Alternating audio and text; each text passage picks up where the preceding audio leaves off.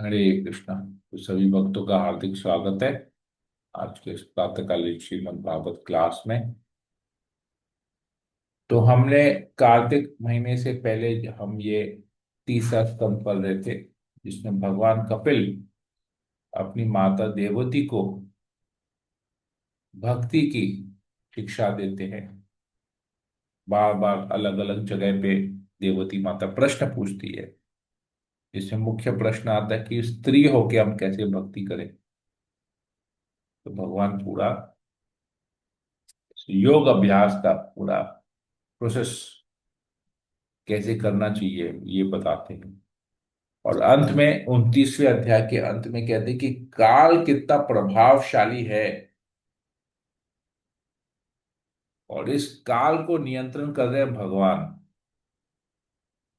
भगवान इसको नियंत्रण कर रहे हैं और ये काल से ही, ये काल के प्रभाव से पूरे ब्रह्मांड की सृष्टि होती है, फिर सृजन भी होता है। ये जो काल है वो शाश्वत है, इसका ना आदि है ना अंत है। ये काल भगवान का प्रतिनिधि है। और यहां तक कि जो मृत्यु का स्वामी है यमराज, वो भी, उनका भी ब्रह्मांड का विलय जब होता है तो वो भी नष्ट हो जाते हैं। तो यमराज भी नहीं बचते। काल का इतना प्रभाव है। और ये काल क्या है? भगवान का प्रतिनिधि है। तो ये हमने पढ़ा 29वें अध्याय के अंत में। आज हम तीसवा तीसवा अध्याय 30th चैप्टर पढ़ना प्रारंभ करेंगे। इस अध्याय का नाम है भगवान कपिल द्वारा विपरीत कर्मों का वर्णन। विपरीत कर्मों मतलब जो शास्त्र में नहीं है वो हम कर्म करेंगे तो हमारी क्या दुर्दशा होगी। तो इसके बारे में आज हम लोग पढ़ेंगे। ओम ज्ञानतिमिरान्धस्य ज्ञानंजनाशलाकया चक्षुरुन्मीलितं येन तस्मै श्री गुरुवे नमः। नमो विष्णुपादाय कृष्णप्रेष्ठाय भूतले श्रीमते भक्तिवेदांत स्वामिनिति नामिने नमस्ते सरस्वती देवे गौरवाणी प्रचारिणे निर्विशेष शून्य पाश्चात्य देशकारिणे। हे कृष्ण करुणा सिंधु दीनबंधु जगत्पते गोपेश गोपिका कांत राधा कांत नमस्ते। तप्त कांचन गौरांगी राधे वृंदावनेश्वरी विश्वमानुपुते देवी प्रणमाम्येश्वरी। वाञ्छाकल्पतरुभ्यश्च कृपा सिन्धुभ्येव च पतितानां पावनेभ्यो वैष्णवेभ्यो नमो नमः। जय श्री कृष्ण चैतन्य प्रभु नित्यानंद श्री अद्वैत गदाधर श्रीवासादि गौर भक्तवृंदा। हरे कृष्णा कृष्णा कृष्णा हरे हरे, हरे राम राम राम हरे हरे। श्री मंगलाचरण की जय। ओम नमो भगवते वासुदेवाय। ओम नमो भगवते वासुदेवाय। ओम नमो भगवते वासुदेवाय। श्रीमद् भागवतम तीसरा स्कंध अध्याय 30 श्लोक नंबर 1।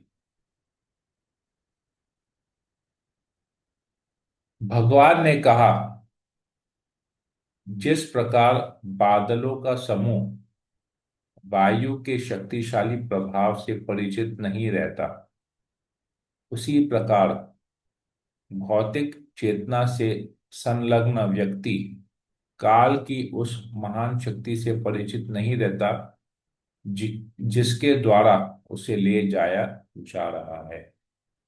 तो आसमान में, आकाश में हम देखेंगे बादल होते हैं जो वायु के प्रभाव से एक जगह से दूसरी जगह जाते हैं। उनको पता नहीं रहता है कि वायु का कितना प्रभाव है, वायु कितना शक्तिशाली है। वायु बस बादलों को बहाते लेते जाती है। देखा है किसी ने ऐसे बादलों को? वायु कैसे बादलों को एक जगह से दूसरी जगह लेके जा रही है? किस किसने देखा है? जी प्रभु जी देखिए। ये जी प्रभु जी देखा मैंने है। मैंने हरे तो कृष्ण। कल भी देखा प्रभु, मैंने प्रभु वीडियो भी बनाया है। Okay, very good. तो उसी प्रकार जो हम देखते हैं वही चीज हमारे जीवन में भी घटित हो रहा है। ये काल हमारे जीवन को भी बहा के लेके जा रहा है। कितना जल्दी कार्तिक महीना खत्म हो गया, पता चला? रियलाइज हुआ? कार्तिक महीना आया, प्रतिदिन हम दीपदान किए और खत्म भी हो गया। 30 दिन ऐसे ही खत्म हो गए। जैसे लगता है, अभी सोचेंगे तो जैसे लगेगा एक क्षण का ही तो था। है किसको ऐसा लग रहा है कि कार्तिक महीना आया और खत्म हो गया? कब दीपदान किए, कैसे कि कब सुबह हुआ, कब शाम हुआ, दीपदान किए, प्रतिदिन प्रोग्राम था और खत्म भी हो गया कार्तिक महीना। तो जी प्रभु जी जी एकदम। प्रभु जी। कार्तिक तो हाँ। गया ही गया, साल भी जा रहे हैं, महीने भी जा रहे हैं, ऐसे ही प्रभु हाँ, जी। तो देखिए यही है कि हम काल की शक्ति को से अपरिचित है। कितना जल्दी हमारा समय खत्म हो रहा है। और जबकि इसको भक्ति में जीवन से कंपेयर करेंगे कि अभी हम तो भक्ति में कुछ सीखे ही नहीं है। क्या सीखे पिछले 2 महीने में? कुछ नहीं सीखे। वही दामोदर कथा सुने, दामोदर अष्टकम की है, वो तो आता ही है। दामोदर लीला तो हजारों बार सुन चुके हैं, गोवर्धन लीला सुन चुके, सब कुछ सुन ही चुके हैं। तो नया कुछ नहीं हुआ, देखेंगे पिछले 2 महीने में नया कुछ नहीं हुआ। और 2 महीना जीवन का खत्म भी हो गया। तो ये काल का प्रभाव है, बहुत शक्तिशाली है। हम लेकिन अपरिचित हैं, हम रियलाइज नहीं कर रहे हैं कि हमारा समय कैसे खत्म हो रहा है। कहते हैं तथा कथित सुख के लिए भौतिकतावादी द्वारा जो जो वस्तुएं अत्यंत कष्ट तथा परिश्रम से अर्जित की जाती हैं, उनको काल रूप परम पुरुष नष्ट कर देता है। और इसके कारण बद्ध जीव उनके लिए शोक करता है। जो हम इतना मेहनत करके कोई भी चीज, वस्तु को अपने लिए खरीदते हैं, अर्जित करते हैं, काल क्या करता है? उसको नष्ट कर देता है। और फिर हम क्या करते हैं? शोक मनाते हैं। किस किस के जीवन में किसने ऐसा एक्सपीरियंस किया, बताइए? बहुत मेहनत से, बहुत प्रेम से कुछ लिया हो और फिर वो नष्ट हो गया हो और हमको खराब लगता हो, शोक मनाते हो। किस किस के साथ ऐसा हुआ है? दुख होता है। हुआ है किसी के साथ ऐसा हुआ है? प्रभु हमेशा ही भक्ति तो होता है। हाँ, भक्ति में आने के पहले ज्यादा था, अब थोड़ा कम, बहुत कम है। ठीक। और किसी को, केवल 2 जन ही जवाब दे रहे हैं और लगता है किसी के साथ ऐसा कुछ हुआ नहीं है। नहीं प्रभु जी, सबके जीवन में ही जी ऐसा प्रभु होता जी, है। सबके जीवन में हुआ है, हुआ नहीं है, हुआ प्रभु, है। बहुत साल ओके, हुए हैं। आगे बढ़ते हैं।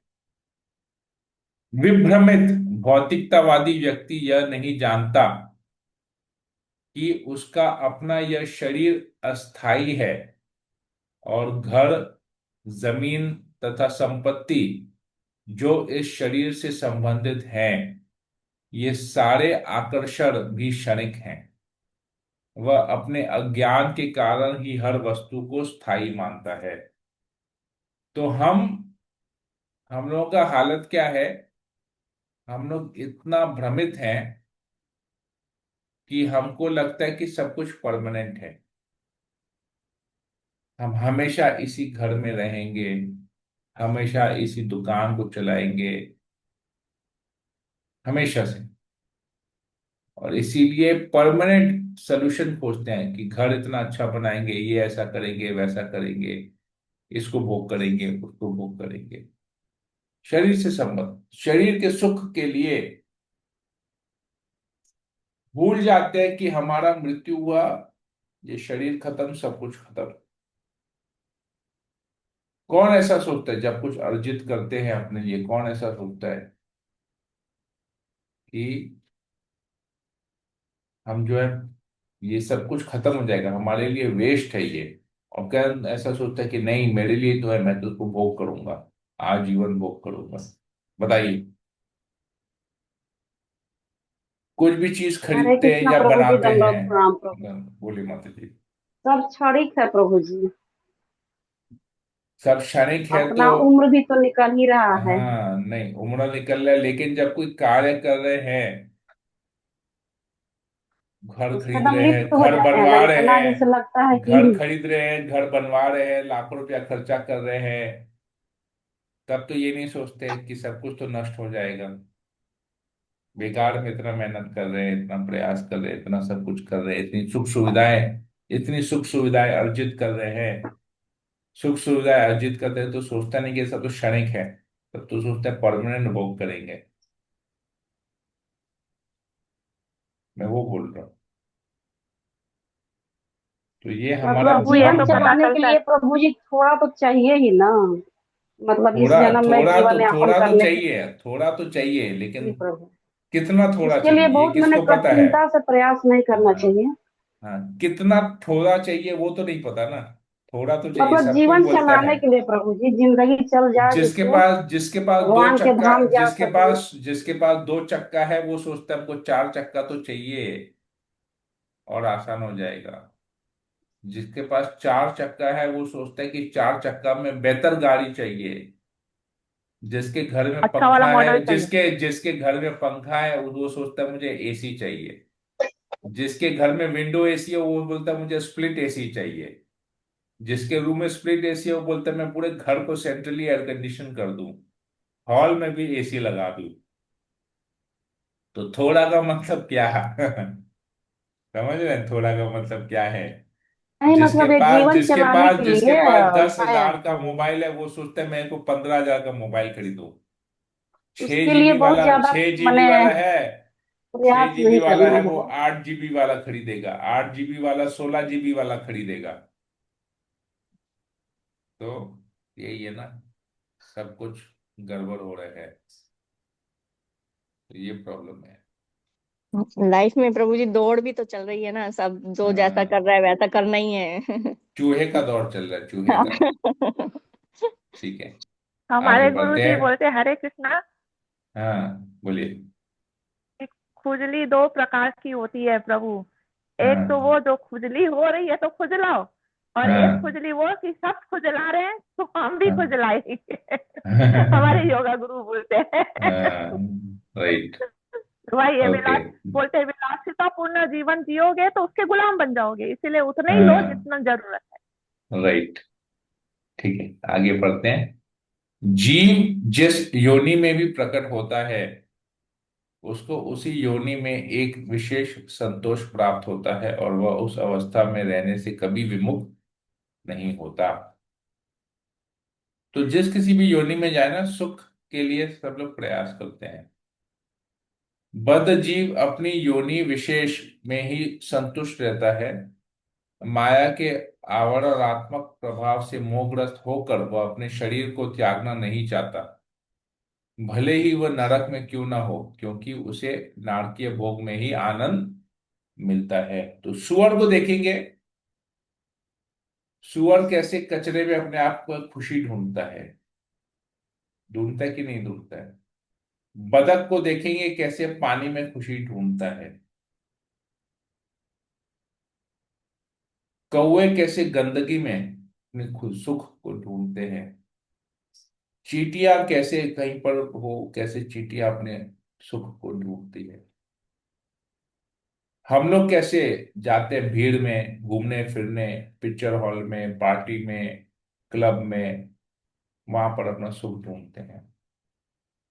तो हर योनि अपने आप में सुख ढूंढ ही लेता है और कहता है मैं इसी में संतुष्ट हूँ। सुअर कैसे कचरे में संतुष्टि ढूंढता है, वाह मेरे लिए तो यही महल है, इतना सब कुछ है भोग करने के लिए। विष्ठा खाएगा और विष्ठा में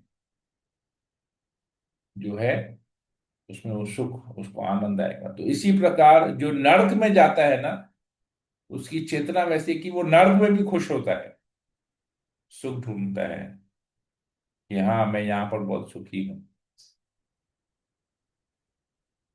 आगे, मनुष्य को अपने जीवन स्तर के प्रति इस प्रकार का संतोष अपने शरीर, पत्नी, घर, संतान, पशु, संपत्ति तथा मित्रों के प्रति प्रगाढ़ आकर्षण के कारण होता है। ऐसी संगति में बद्धजीव अपने आप को पूरी तरह सही मानता है। आ हा हा, मेरा घर, मेरा 3 BHK का, 2 BHK, 3 BHK का फ्लैट, इस घर में मेरा पति, मेरे पत्नी मेरे साथ है, मेरे माँ बाप, मेरे सास ससुर मेरे साथ है, मेरे बेटे मेरे साथ हैं, मेरे पास एक पेट डॉग है, कुत्ता है, मैंने उसको पाल के रखा है, ये मेरा संपत्ति है। मैं अपने, मेरे मित्र आते हैं मेरे घर में, संडे संडे घर में आएंगे, संडे संडे मेहमान आते हैं मेरे घर में, तो हम क्लास नहीं कर पाते, मेहमानों में ही हम खुशी रहते हैं। ये इतना बड़ा आकर्षण है कि बद्धजीव समझता है कि मेरा लाइफ परफेक्ट है, इतने लोग मुझे पूछ रहे हैं, मेरा ख्याल रख रहे हैं, मेरे से प्रेम कर रहे हैं, परफेक्ट लाइफ है मेरा, मैंने सब कुछ पा लिया जीवन में। आहा, क्या जीवन है। तो ऐसा सब कुछ पा लिया, तो ऐसे जीवन को, ऐसे शरीर को कौन छोड़ना चाहेगा? कोई नहीं छोड़ना चाहेगा, लेकिन शरीर छोड़ना पड़ता है। काल का इतना प्रभाव है कि शरीर छोड़ना पड़ेगा, सब कुछ छोड़ना पड़ेगा। जिसे हम अपना मानते हैं, कोई हमारे साथ नहीं जाएगा, सब इस शरीर से प्रेम कर रहे हैं। शरीर खत्म, सब कुछ खत्म, सारा रिश्ता खत्म। 2 4 10 15 20 25 दिन, 50 दिन लोग हमको याद रखेंगे, फिर भूल जाएंगे, अपने काम काज में इतने व्यस्त हो जाएंगे, अपने भौतिक इंद्र तृप्ति में इतने व्यस्त हो जाएंगे कि भूल जाएंगे। आगे बोलते हैं, यद्यपि वह चिंता से सदैव जलता रहता है, तो भी ऐसा मूर्ख कभी न पूरी होने वाली आशाओं के लिए सभी प्रकार के अनिष्ट कृत्य करता है, जिससे वह अपने तथाकथित परिवार तथा समाज का भरण पोषण कर सके। तो अपने परिवार को मेंटेन करने के लिए व्यक्ति क्या करता है? बहुत प्रयास करता है कि मैं अपने परिवार को सुख दे सकूं, और कभी कभी हमेशा चिंतन करते रहता, चिंता में रहता है कि मुझे ये करना है, मेरे बच्चों का स्कूल का फीस भरना है, वाइफ के लिए ये लेना है, ऐसा करना है, वैसा करना है, ये करना है, वो करना है, इतना सारा डिमांड रहता है परिवार का। परिवार का डिमांड पूरा करने के लिए दिन भर वो कार्य करता है, कर्म करता है, पैसा धन कमाता है, धन अर्जित करता है। तो ऐसा करते करते वो कुछ अनिष्ट कृत्य भी करता है, कुछ ऐसे अनिष्ट कार्य करता है जो उसे नहीं करना चाहिए, परंतु क्या करे, धन अर्जित करना है, तो कुछ ऐसा अनिष्ट कार्य भी करता है। और क्या तथा कथित परिवार, वो रियल परिवार नहीं, हो तो शरीर से संबंध है। पिछले जन्म में कौन सा परिवार था, किसी को याद है? उसके पिछले जन्म में कौन परिवार था, याद है? इस जन्म का परिवार तो मृत्यु के बाद खत्म हो जाएगा, अगले जन्म में कौन सा परिवार मिलेगा पता नहीं। हर जन्म में परिवार चेंज होता है, योनि चेंज होती है, परिवार चेंज होता है, बहुत कुछ चेंज होता है हर जन्म में। फिर उसी जन्म में पूरा प्रयास करता है उसको परिवार का, तथा इसलिए कहते हैं तथा कथित परिवार, उसका भरण पोषण में लग जाते हैं, और कुछ ऐसे अनिष्ट कार्य भी उसमें करते हैं। तो जब ऐसे अनिष्ट कार्य करते हैं तो क्या होता है? वह उस स्त्री को अपना हृदय तथा इंद्रियां दे बैठता है, ये सब अनिष्ट कार्य है, जो झूठे ही उस माया से मोह लेती है। वह उसके साथ एकांत में आलिंगन तथा संभाषण करता है, और अपने छोटे छोटे बच्चों के मीठे मीठे बोलों से मुक्त होता रहता है। तो स्त्री के प्रति आकर्षण, पत्नी के प्रति, फिर वह से बच्चे उत्पन्न होते हैं। आसक्त गृहस्थ कूटनीति तथा राजनीति से पूर्ण अपने पारिवारिक जीवन में रहा आता है। वह सदैव दुखों का विस्तार करता हुआ और इंद्रिय तृप्ति के कार्यों से नियंत्रित होकर अपने सारे दुखों के फल को झेलने के लिए कर्म करता है। यदि वह इन दुखों को सफलतापूर्वक झेल लेता है तो वह अपने को सुखी मानता है। तो सबके लाइफ में बहुत सारे प्रॉब्लम्स हैं, और उस प्रॉब्लम का सलूशन निकालते तो हमको लगता है हम सुखी हो गए हैं, लेकिन भूल जाते कि एक प्रॉब्लम का सलूशन निकालने के बाद 10 प्रॉब्लम और सामने खड़े हैं। किसको ऐसा लगता है बताइए? कि एक प्रॉब्लम का सोल्यूशन निकला और सामने 10 प्रॉब्लम और आ जाते हैं। किसने यस ऐसा प्रभु। एक्सपीरियंस किया है? मुझे सबको ही लगता है यस एक प्रभु, तकलीफ रोज ही ऐसा लगता है। सबके बारे में छोड़ दीजिए, अपने बारे में बताइए। सब लोग यहाँ पर अपने जनरल मत बताइए, सब लोग अपने बारे में बताइए। ये हमारे लिए है, ये हमारा व्यक्तिगत, जनरल मत समझिए। ये मैं जब पढ़ता हूं तो ये हमारा व्यक्तिगत है। हम अपने पर्सनल के बारे में, मैं अपने बारे में सोच रहा हूँ, ये पढ़ रहा हूं तो मुझे अपना जीवन का छवि सामने आ रहा है। तो जनरल कमेंट मत दीजिए। अगर किसी को लगता है कि हाँ मेरे जीवन में ऐसा है तो ये बताइए हाँ मेरे जीवन में ऐसा है। दूसरों के बारे में बोलने का हमको कोई हक नहीं है। ठीक है? प्रभु जी हमारे साथ तो होता है, मेरे साथ तो ऐसे। और किसके साथ ऐसा होता है? यस प्रभु, होता है। Yes, Prabhu, ji Prabhu ji, it होता है। happened with me. तो मतलब इधर भगवान सही बोल रहे हैं ना, भगवान गलत नहीं बोल रहे हैं। 100% सही बोल रहे हैं। हरे कृष्ण प्रभु। ओके, ठीक है, आगे पढ़ते हैं। और क्या बोलते हैं? वह इधर उधर हिंसा करके धन प्राप्त करता है, और यद्यपि वह इसे अपने परिवार के भरण पोषण में लगाता है, किंतु स्वयं इस प्रकार से खरीदे भोजन का अल्पांश ही ग्रहण करता है। इस तरह वह उन लोगों के लिए नरक जाता है जिनके लिए उसने अवैध ढंग से धन कमाया है। देखिए, बहुत इंपॉर्टेंट पॉइंट है ये, बहुत महत्वपूर्ण पॉइंट है।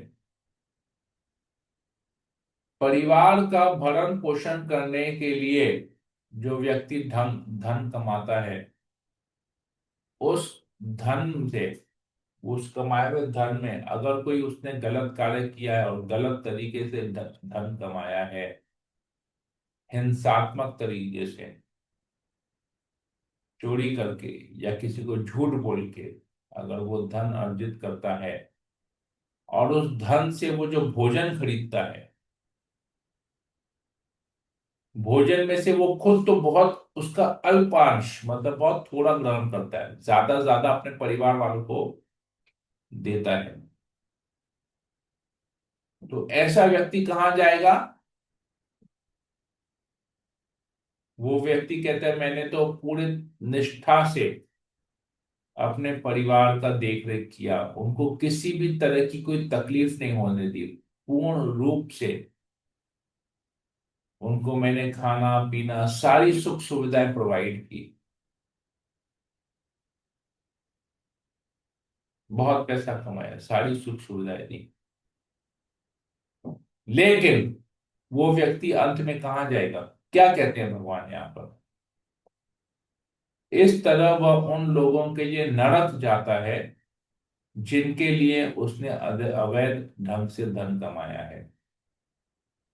तो कौन बोल सकता है यहाँ पर कि मैंने आज तक कोई ऐसा गलत कार्य नहीं किया और उससे धन नहीं कमाया? कोई है?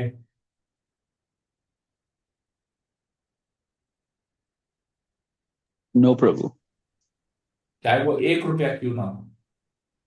कहीं तो हमने कभी ना कभी किसी को टोपी तो पहनाया ही है, चाहे वो 1 रुपए के लिए हो, चाहे वो 100 रुपए के लिए हो, चाहे 1000 रुपए के लिए हो। टोपी तो हमने सबने किसी ना किसी को पहनाया है। झूठ तो हमने कभी ना कभी पैसे के लिए झूठ तो बोला ही है।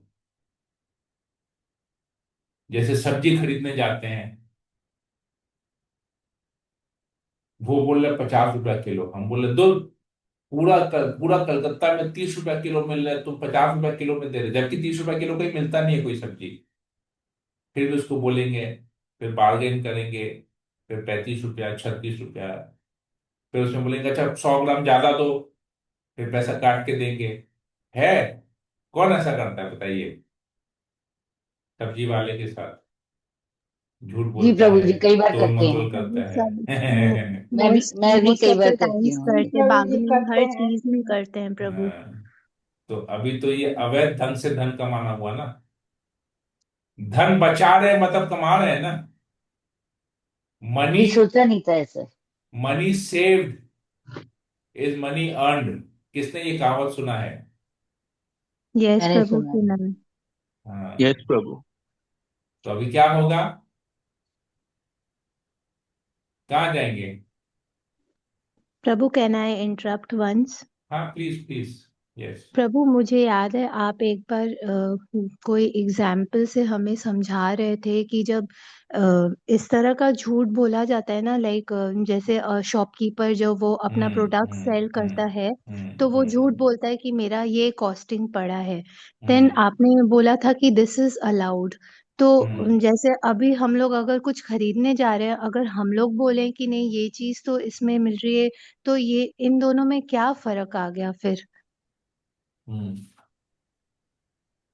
ओके, फर्क ये है, वही वैसे उसी कोई पॉइंट को मैं आने वाला हूं, इसके बाद में उसी पॉइंट के ऊपर आने वाला था।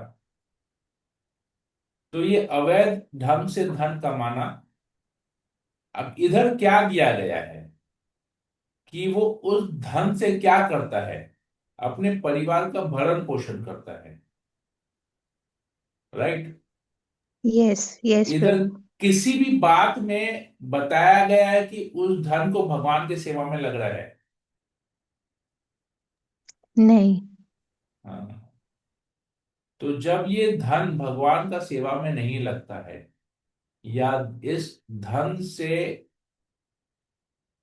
लिया हुआ कोई भी चीज अगर भगवान की सेवा में नहीं लगता है, तो वो व्यक्ति नरक जाएगा।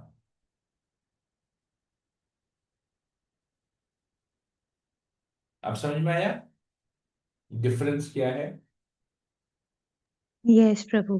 क्योंकि भगवान कहते हैं कि अगर तुम मुझे अपने कर्म फलों को अर्पित करते हो, तो इससे उत्पन्न सारे शुभ और अशुभ फल सारे मैं ले लूंगा।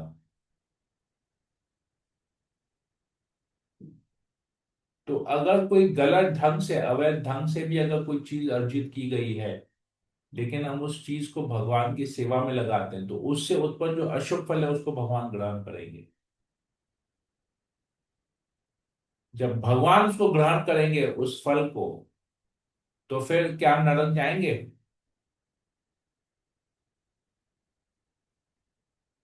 बताइए। नहीं प्रभु, क्योंकि रिएक्शन वो को फल तो रिएक्शन वो को रिएक्शन को भगवान ने ले लिया। हाँ, वो तो डिफ्यूज हो गया भगवान के पास जाके। हाँ, भगवान ने पूरा हमको तो उसको, छुटकारा मिल गया भगवान, उससे। हाँ हमको छुटकारा मिल गया। तो यहाँ पर हम जो भी पढ़ रहे हैं, ये है अगर हम अपने कर्म में भगवान को शामिल नहीं करते हैं तो ऐसा हालत होने वाला है हमारा।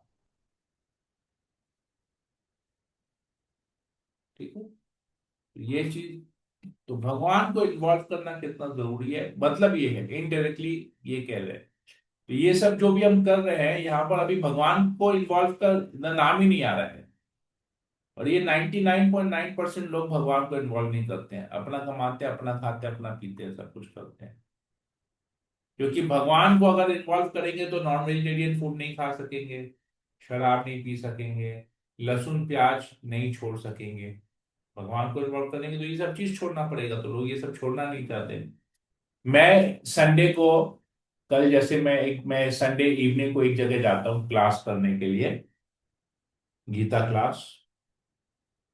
तो वहां पर एक परिवार है, मतलब बहुत बड़ा कुटुंब है वो, मतलब तीन तीन भाई साथ में रहते हैं। तो तीनों तीनों भाइयों के परिवार है, मतलब बच्चे हैं। उसमें से जो सबसे बड़ा भाई है उसके बच्चों की भी शादी हो गई है, जो सबसे छोटा भाई है उसके बच्चे अभी छोटे हैं, शादी लायक नहीं हुए हैं। तो छोटे भाई का पूरा परिवार आता है क्लास में, बड़ा भाई में केवल बड़ा भाई आता है, उसके परिवार वाले नहीं आते। क्यों पता है? क्योंकि उसके बच्चे कहते हैं, जो बड़ा भाई है, उसके बच्चे कहते हैं कि हम अगर भगवत गीता क्लास में जाएंगे ना, तो हमको नॉनवेज हमारा बंद हो जाएगा खाना, इसलिए हम क्लास में नहीं जाएंगे। गीता पढ़ेंगे तो हमारा नॉन वेजिटेरियन बंद करना पड़ेगा हमको। सोचिए, ये हालत है। कुछ लोग इसलिए क्लास में नहीं आते कि बोलते हैं संडे को तो हम लोग चिकन मटन खाते हैं, चिकन मटन खा के कैसे हम गीता क्लास में जाएंगे, तो इसलिए हम चिकन मटन खाना नहीं छोड़ेंगे, गीता क्लास में नहीं जाएंगे। सोचिए ये हालत है लोगों का। तो ऐसे लोग कहाँ जाएंगे? नरक में ही जाएंगे ना, क्योंकि ये सब तो नरक में ही मिलता है। तो नरक में जाएंगे, वहां पर भी सुख ढूंढेंगे अपने लिए। ये बात बता, एक उदाहरण देके मैं बता रहा हूँ कि मैं ऐसा थोड़ा, मैं तो सुन रहा हूँ, वहां जाता हूँ ना, मैं बोलता क्या बात है, ये लोग नहीं आए, बोले नहीं, ये लोग बोले आज चिकन विकन खाएंगे तो इसके क्लास में नहीं जाएंगे। मतलब अजीब बात है। तो जो भी है, आगे बढ़ते हैं। जब उसे अपनी जीविका में प्रतिकूल फल मिलते हैं तो वह बारंबार अपने को सुधारने का यत्न करता है, किंतु जब उसके सारे प्रयास असफल रहते हैं और वह विनष्ट हो जाता है तो अत्यंत लोभवश वह अन्यों का धन स्वीकार करता है। तो लोग बहुत प्रयास करते हैं धन अर्जित करने का, लेकिन उसके सारे प्रयास विफल हो जाते हैं। क्या करता है फिर? वो लोन लेता है, अन्यों का धन स्वीकार करता है, लोन लेता है। देखिए लोन लेना भी यहां पर बता रहे हैं। अभी तो सब जगह ईएमआई लो, गाड़ी लेना है ईएमआई में लो, टीवी लेना है ईएमआई लो। मैं तो कार्ड में एक 7-8 हजार का कुछ खर्चा करता हूँ ना, मेरे को दुनिया भर का मैसेज आता है बैंक से कि आपने ये, जैसे अभी हमने अपने बेटी का कुछ, उसको सीए का कोर्स करना था, तो हमने उसका 7,000 रुपीज का उसका कोर्स का फीस था। तो मैंने बोला मेरा कार्ड से तुम पेमेंट कर लो, कोर्स फीस ले लो। वो 7,000 रुपये का कार्ड क्या स्वाइप की कोर्स के लिए ऑनलाइन, अगले दिन से मेरे पास बैंक से मैसेज आने लगा अपने 7,000 को आप ईएमआई में कन्वर्ट कर दो। सोचिए 7,000 को ईएमआई में, मतलब आप जो है 1,000 1,000 रुपया करके, 1,200 रुपया 1,300 रुपया करके 6 महीने में उसको आप पेमेंट करो, इतना इंटरेस्ट लगेगा। तो ये लोग, ये लोन, लोन का वाला अन्यों का धन स्वीकार करते, तो मैं उसका धन स्वीकार करूं, मेरे से इंटरेस्ट ले रहा है वो, मेरा धन नहीं लग रहा है, मेरा धन थोड़ा थोड़ा करके लग रहा है उधार। जब वह अभागा अपने परिवार वालों के भरण पोषण में असफल होकर समस्त सौंदर्य से विहीन हो जाता है तो वह सदैव लंबी लंबी आहें भरता हुआ अपनी विफलता के विषय में सोचता है। तो ये हो गया, डिप्रेशन में अभी जा रहा है व्यक्ति, डिप्रेशन में जा रहा है। उसे अपने पालन पोषण में असमर्थ देखकर अब उसकी पत्नी तथा अन्य लोग उसे उसी तरह पहले जैसा सम्मान नहीं प्रदान करते, जिस तरह कंजूस किसान अपने बूढ़े तथा थके बैलों के साथ पहले जैसा व्यवहार नहीं करता। तो परिवार वाले भी, हम परिवार का भरण पोषण नहीं कर पाते तो परिवार वाले भी धीरे धीरे हमारा सम्मान उनके सामने खत्म हो जाता है। देखिए आप अपने परिवार वाले के कुछ मत कीजिए, देखिए आपका सम्मान खत्म हो जाएगा।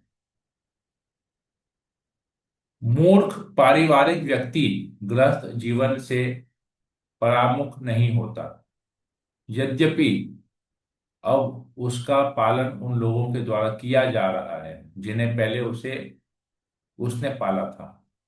वृद्धावस्था के कारण उसका रूप विकृत हो जाता है और वह मृत्यु की तैयारी करने लगता है। तो अभी क्या हो रहा है, उस व्यक्ति ने जिसने अपने बच्चों का भरण पोषण किया, अब क्या हो रहा है, उसकी उम्र खत्म हो रही है, अब वो अब उसके बच्चे उसका भरण पोषण करेंगे। उल्टा हो गया अभी, जिसने पहले उससे उसने पाला था अब वो उसके पालन कर रहे हैं।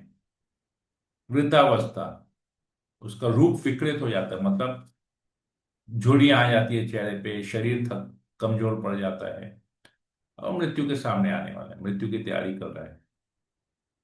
वह घर पर पालतू कुत्ते की भांति रहा होता है और उपेक्षा भाव से उसे जो भी दिया जाता है उसे खाता है। अजीर्ण तथा मंदाग्नि जैसी उन अनेक प्रकार की व्याधियां से ग्रस्त होकर वह केवल कुछ कौड़ भोजन करता है और अशक्त होने के कारण कोई भी काम नहीं कर पाता। तो शरीर इतना बूढ़ा हो जाता है कि उससे कोई काम नहीं होता है, घर के कोने में पड़ा रहता है और जो घर वाले उसे भोजन देते हैं, सूखा फूका जो भी देते हैं, उसे वो खाना पड़ता है, लेकिन खा नहीं पाता है, शरीर साथ नहीं दे रहा है ना। स्पाइसी फूड, मिर्चा वाला फूड तो नहीं, कुछ खाएंगे ज्यादा घी वाला खाएंगे पेट खराब हो जाता है, देखेंगे। जैसे उम्र बढ़ती है लोगों का ये हालत होता है। खाने पीने में रेस्ट्रिक्शन, जिसको खाने पीने में रेस्ट्रिक्शन नहीं होता है ना, वो अनशन सब कुछ खाता है और फिर शरीर के कारण भोगता रहता है, प्रॉब्लम्स तकलीफें भोगता है। उस रुग्ण अवस्था में भीतर से वायु के दबाव के कारण उसकी आंखें बाहर निकल आती हैं और उसकी ग्रंथियां कफ से भर जाती है। उसे सांस लेने में कठिनाई होती है और गले के भीतर से गुड़ गुड़ की आवाज निकलती है। देखेंगे गला खराब होता है, जैसे ही लोगों का उम्र बनता है ना, बूढ़े होते हैं तो उनका गला खराब होता है, कफ निकलते रहता है, हमेशा उनके ठंडा पकड़ा रहता है, उनका जीवन में हमेशा उनको ठंडा पकड़ा रहता है। थोड़ा सा मौसम चेंज हुआ नहीं, बीमार पड़े नहीं, गला खराब हुआ नहीं, आंखें बाहर निकल, आंखें बड़ी बड़ी हो जाती।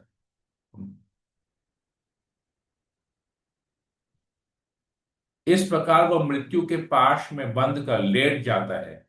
विलाप करते उसके मित्र तथा संबंधी उसे घर लेते हैं, उसे घेर लेते हैं और उन सबसे बोलने की इच्छा करते हुए भी वह बोल नहीं पाता, क्योंकि वह काल के वश में रहता है। तो उसे लगता है, उसके सारे परिवार उसके सामने आते हैं, उसे लगता है कि मैं सबसे बात करूं, मैं कुछ बोलूं, परंतु गले से और आवाज नहीं निकलता। मृत्यु की शैया पे लेटे हुए एकदम एंड में। इस प्रकार जो व्यक्ति इंद्रियों को वश में किए बिना परिवार के भरण पोषण में लगा रहता है, वह अपने रोते कुटुंबियों को देखता हुआ अत्यंत शोक में मरता है। वह अत्यंत दयनीय अवस्था में असहाय पीड़ा के साथ किंतु चेतनाविहीन होकर मरता है। तो जो सारा जीवन परिवार के लिए जिसने किया, देखिए अंत में कितना, शरीर छोड़ने में उनको बहुत कष्ट होता है, बहुत पीड़ा होती है, बहुत कष्ट होता है, शरीर छोड़ना नहीं चाहते, आसक्ति इतनी होती है शरीर के प्रति। तो वो चेतनाविहीन होकर वो मरता है। चेतनाविहीन, सोचिए कितना बड़ा स्टेटमेंट है। चेतनाविहीन मतलब उसे पता नहीं है कि मेरे जीवन का लक्ष्य क्या है, और वो परिवार के प्रति आसक्ति से ही शरीर छोड़ देता है। तो लगता है कि यही मेरे सब कुछ थे, मुझे कोई बचा नहीं रहा है, भगवान तो याद ही नहीं आते। चेतनाविहीन। मृत्यु के समय उसे अपने समक्ष यमराज के दूत आए दिखते हैं, जिनके नेत्र क्रोध से पूर्ण रहते हैं। इस तरह भय के मारे उसका मल मूत्र छूट जाता है। तो जिसका मल मूत्र त्याग होता है, सोचिए कितना भयानक मृत्यु होता है। उसे यमदूत आते हैं लेने के लिए, बहुत अत्यंत भयभीत होते हैं। जिसने भक्ति की नहीं है सारा जीवन, तो अंत में बहुत भयभीत होता है। जिस प्रकार राज्य के सिपाही अपराधी को दंडित करने के लिए उसे गिरफ्तार करते हैं, उसी प्रकार इंद्रतृप्ति में संलग्न अपराधी पुरुष यमदूतों के द्वारा बंदी बनाया जाता है। वे इसे मजबूत रस्सी से गले से बांध लेते हैं और उसके सूक्ष्म शरीर को ढक देते हैं, जिससे उसे कठोर से कठोर दंड दिया जा सके। तो अपराधी को जैसे बेड़ियों में बांधते हैं, जेल में बंद करते हैं, घसीटते हुए लेके जाते हैं, उसी प्रकार यमदूत भी वो अपराधी जिसने पूरा जीवन भक्ति नहीं किया, भगवान का नाम जप नहीं किया, कोई भी नियम कानून पालन नहीं किए, सारे अपराध करते गया है, सारे पाप कर्म करते गया है, उसे अभी यमदूत लेके जाते हैं और उसे सजा देते हैं। क्या सजा देते हैं, हम लोग इसके आगे कल पढ़ेंगे। हरे कृष्णा। यहीं पर ही रखते हैं। कोई प्रश्न किसी को, कोई कमेंट किसी को करते हैं, बोल सकते हैं।